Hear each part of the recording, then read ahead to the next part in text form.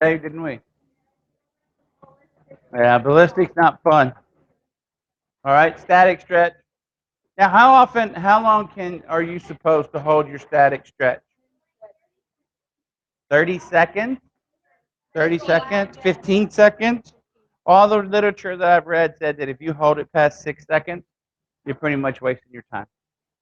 So, what I want to do is, let's say start, stop. I want you to start counting, okay? All right? And don't let any other answer influence you, okay?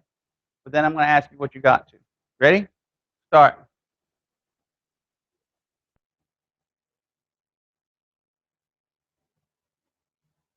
Stop. We're how far? How many? 14? You? It's 7, 7, 9, 7, 9, 13, 13, 10. No one said what I got. I got 8. So, as you can see in that time, we don't count at the same speed, right? So if we're counting towards seconds, all right, if I say 6 seconds, after 6 seconds, you're wasting your time. So tell them to count to 10. Because most people count fast. So if you're counting fast, when they get to 10, they actually got 6 seconds done. No, this is RD theory, research development. All right. So proprioceptive neuromuscular facilitation. We'll get into that tomorrow. But it's pretty much stretching. You still need to know what it is. It is stretching using alternating contractions and stretches. All right. Here we go. We're going to go with the agonist and the antagonist. And we talked about it a little bit before. The agonist is the muscle performing the contraction. Got me? Do you know where your biceps are? You know where your triceps are?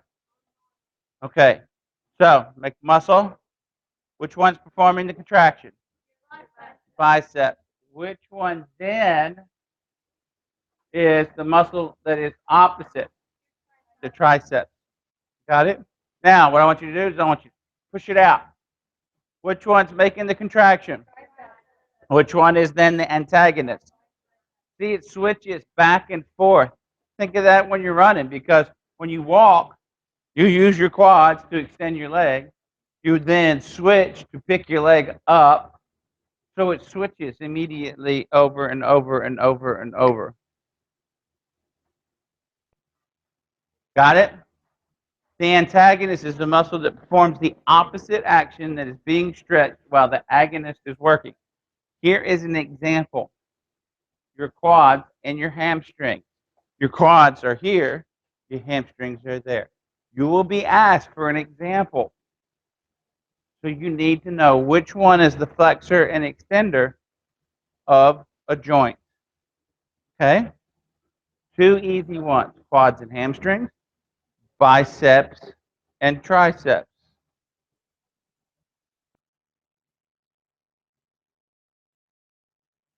Okay, let's see. Weight training flexibility. If weight training is done properly through the full range of motion, you're not going to have a problem with flexibility. But at the same time, it's a double-edged sword. Do you know what that means to have a double-edged sword? Either way, you can get, yes, yes, double-edged sword. If you do it this way, you can get cut this way. If you do it this way, you can get cut the other way. So here's the thing. I still don't want to go through a full range of motion because let's say squats. Okay? Let's see. Yeah, that's fine. All right. So you can squat all the way down. All right? Come on, squat all the way down. All right? And she is full range of motion, right? Because she can go all the way down to her calves hit her hamstring. But at the same time, now we're doing that, and our range of motion then is probably doing super. But if we do that, we tear up our kneecap. We pull that down in the femoral condyle, and the kneecap gets sucked in there and just grinds away the cartilage. Right? Not good. So, but if it's done with lighter weight, you're not pulling it all the way through. All right? So how do we measure how much we have in our range of motion? How do we do that? We just look at it and say, okay, stop at 90 degrees. Till it hurts. Well, we don't want to do that. We don't want to have pain. All right? Pain's not good. Here, there's another one here. So what we want to do, this is cool. Measuring joint range of motion can be difficult. Now here's your important part. But if you do it properly, by the same person. Okay? So if you start taking notes about a patient, you need to make sure that they're seeing the same therapist. Because if she sees him one day, maybe she has it off just a little bit, and then he's and every degree counts. All right? So if it's done properly by the same person, you'll get a good idea whether or not they've got improvements or not. Now, you'll see here that it goes to 180 degrees on each side. All right? Then you also see where in the red, it goes to 360. All right, so what we're going to do, we're going to look at her arm and her elbow. You're going to put the pivot spot at the pivot spot. See? So here's my pivot spot. I can see that right there. So if I can come all the way down, and you are right at 0 degrees. Now I come all the way up. I'm going to hold it. Of course, it's going to have to be held. All right, then I let go. All right, so if I look at this, tell me, how much range of motion does she have? Wait, which one do I do? The red or what? Huh? What number? Well, did she go 180 degrees? No, because then it would be all the way back, right? So that's 90, right? Right? She went about 142 degrees. Okay? So the same person does it. Now, if I tell you to go do it, you might get 142. You might get 145. But if we're looking at getting her to the absolute end of her range of motion, 42 and 45 are two different things. So make sure you try and have the same person do it all the time. What's this little thing called? Protractor. No, that's in math. Okay?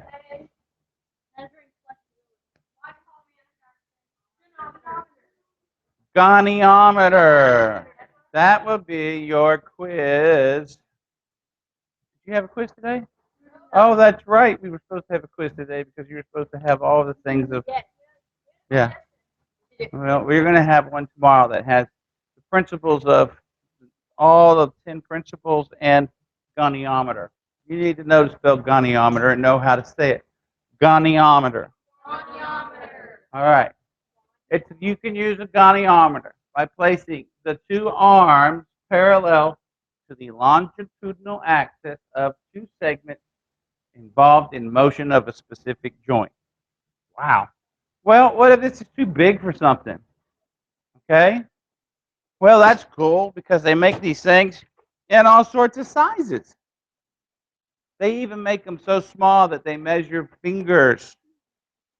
Yes, wrist. So they do that because that big wheel in the middle might be a little tough. All right. You're also going to have some homework. I need to know who Charles Atlas is. I want to know his story. I want to know how much he used to weigh. I want to know everything about Charles Atlas. Lunch is over.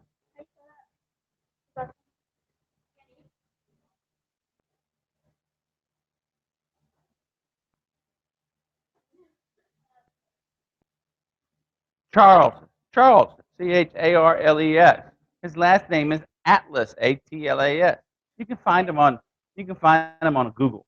Except mine. Mine didn't work. I broke my Google. I did. I Googled too much and it broke. So,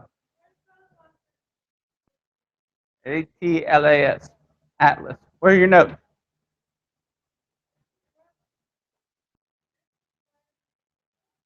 Muscular strength. Muscular strength is the maximum force that can be applied by a single maximum contraction. We do these in the spring. They're called, what are those called? I'm going to go max out. Muscular strength. A single muscular contraction. How much can you push? All right. Endurance. Now you know this because you know the endurance races, right? The ability to perform repetitive muscular contractions against some resistance. Okay. So all these guys that played football this last year, who won the national championship in college football? Alabama. Yes. Alabama won. Clemson was there. They were playing each other. Now, there were some good ball players there, right? And what happened to those good ball players? They might have gotten their feelings hurt, but they're done with football in college, some of them. So what do they want to do now? They want to what? Why? If they don't have, if they're seniors, they want to go NFL. They want to go pro. So she's a team owner. She's a team owner. She's a team owner. He's a team owner. She's a team owner. All of you, team owners. All right? You can be Jerry Jones. All right. You don't want to get a slacker, do you? You want somebody that has strength, but also has endurance. Football's played for 60 minutes. Out of that 60 minutes, it's only about 12 to 13 minutes of actual play time. Okay? But there's absolutely no way that somebody can play continuously 12 to 13 minutes. Bam, bam, bam, bam, bam. I mean, just it's not going to happen. But the endurance of being hit, the endurance, get slapped, punched, belly aching. So you send your people out to what's called the NFL Combine. All of the college prospects come to Indianapolis, and they're going to show off their skills. They're going to run 40-yard dash. They're going to try and jump as high as they can. What's some of the other things that they're going to show them? They're max out. And then they have another one where they put 225 pounds on a barbell, and you're going to bench press. They will do it until they can't do any more. And there are guys that will do 225 pounds 45 times in a row. 45 times in a row. That's muscular endurance. The ability to perform repetitive muscular contractions against some resistance. So those who are knocking this out 45 times compared to those that gets it to 10, all right, their endurance is quite a bit. Now that endurance can also be related to muscular strength. If I'm stronger, I don't use as much to do 225 as if somebody is weaker. So they both go hand in hand. But you must know the difference between the two. Types of muscle contraction. Okay? You have isometric, concentric, and eccentric. Got it? Isometric. We can do this right here. As a matter of fact, we can start doing a study in class where this half of the class does isometric contractions during the class period. And this doesn't do any. We will do a pre-test. At the end of the semester, we'll do a post-test, and we will never pick up a weight. Never pick up a weight. And this side will get stronger than that side. It is muscular contraction without the change of length in the muscle. All right. So, Charles Atlas. Look him up. So, if I take my arm and put the other arm here, can I hold it here and make a contraction? Count to 10. Move it up a little bit. Do it again. Is this contracting arm actually moving? No. It's not. You see it. It's not moving. I'm actually contracting, but I'm keeping it from going somewhere. That is isometric. We can do this with injuries. Very simple, rather safe for the most part, but we are learning how. Here's the thing about it, though, is will you get stronger? Yes. Only in the position, though, that you are contracting the muscle.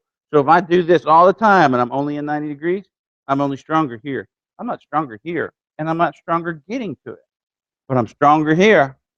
You'll see your muscles get a little bigger too. Yeah. Boom. Okay? You can do that with all of your muscles. Concentric is muscular length shortens during contraction. So here she is. Where's the other one? Here she is, and now look at it. It is a dumbbell. See? All right. So she's putting the dumbbell in there. Now, do it how? There you go. When she comes up, you have a shortening of the bicep. That is a concentric contraction. All right? So now what I'm doing is eccentric. It lengthens the muscular lengthens during contraction. So we're going to do this. This is for control of your muscle. She got hurt. She needs to get better. She's got to be able to control the muscle. So now we add even more weight, and it's too heavy for her to hold. And so she controls it as the weight pulls it down. The muscle is lengthening. Got it? Eccentric. Okay, how can we remember this? Isometric is just me. I. Concentric, coming closer. C. Eccentric is like sending it away, like if you were to send an email. Okay, however you want to remember it, you do it. But you certainly will need to know those. Hypertrophy. Who here is hyperactive? Nobody? Nobody's hyperactive? Hyper? Hyperactive. You're not just active, you are hyperactive. Okay? Hypertrophy. So you can see it's hyper. So it's bigger. The enlargement of a muscle caused by an increase in the size of its cells. So if I start doing these curls, right? Start doing these curls. Start doing these curls. What happens to my biceps? Yes, they get bigger. If I don't do them, if I quit doing my bicep curls, then what happens? They get smaller. And that's called atrophy. You decrease a muscle caused by a decrease in the size of its cell because of inactivity. So just because you do the activity, and let's say I got them all the way up to 32-inch biceps, right? It is big. Are they going to stay there forever? If I quit working out, no. They'll atrophy. So, meanwhile, someone gets hurt, and they're not doing the things that they should be doing, like showing up in the morning for treatment, like having initiative as opposed to just standing over somewhere and waiting for nothing with their thumb in the air going, hey. They should be riding the bike to help curb the atrophy that's happening. Because the atrophy is going to happen. If you don't use it, you lose it. Period. So, oh goodness, overtraining. If you work out too much, it's got a negative effect. I can. Yes, yes. If you abuse it, you're going to lose it. Think of that. Like a good woman. You abuse it, you lose it. They ain't going to stay around. Same with your muscles. You can also get a physiological breakdown. You can get a psychological breakdown. I'm working so hard and I just don't know why I'm not getting any bigger and I hurt so much all the time. Well, you also have fatigue. Okay? Where's the next one? One's in the way.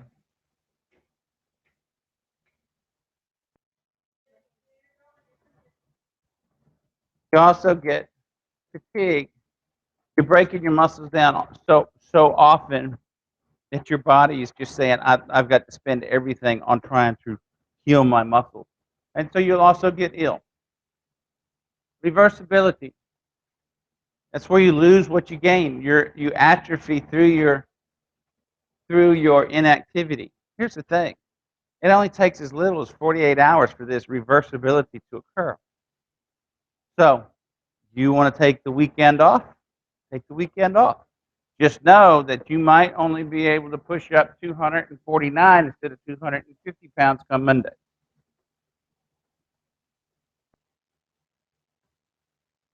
Where are we on your deal? The very last one.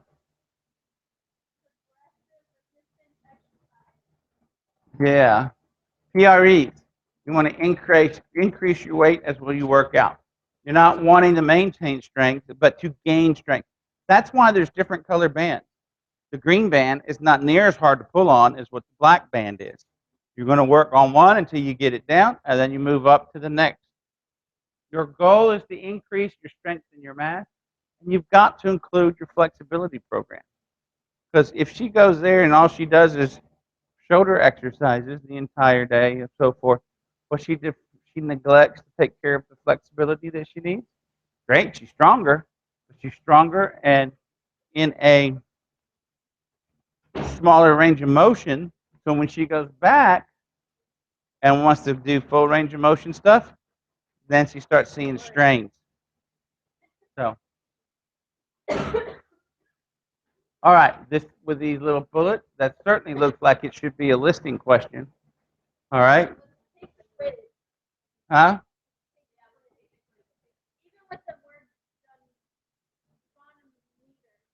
Goniometer, G-O, gon, G-O what? Goniometer. All right, Charles Atlas. I want to know about him tomorrow. Got it? Got it? What, dude? So bad.